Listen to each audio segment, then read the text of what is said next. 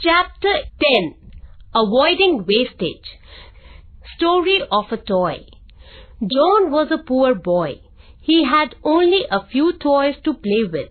He had a toy donkey. It was old and shabby. It was knitted from grey wool and had little brown feet. It no longer had enough stuffing to make it stand.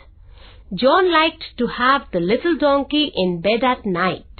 One day, someone gave John a new golden teddy bear. That night, John took the teddy to his bed and forgot about his little donkey. The donkey was left lying in the cupboard. "I wish I were a big round toy and someone would play with me," the little donkey said to itself. It wished to see what was going on outside. Many weeks went by. No one played with the little donkey anymore. It stayed in the cupboard, a forgotten little donkey. One day, Peter, John's friend, brought a cloth puppet he had made in school. He was a funny fellow, dressed like a clown, with dangling arms and legs.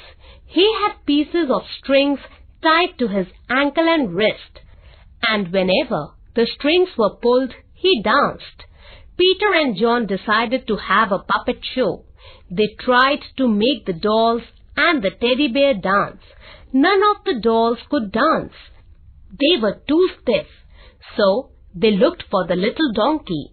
They found the little donkey in the cupboard and tied strings around its 4 legs and neck.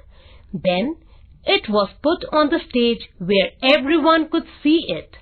John pulled the strings and up came the donkey's head. It nodded from side to side. Up came its legs. They kicked this way and that way. "Look at me," the little donkey called out to the other toys. "I can stand and sit. I can even lift up my head and dance." John laughed and clapped his hands. The little donkey was the best puppet of all.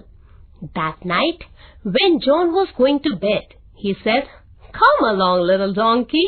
Where have you been all this time?" The shabby old donkey was cuddled up happily between John and the golden teddy bear and was soon fast asleep.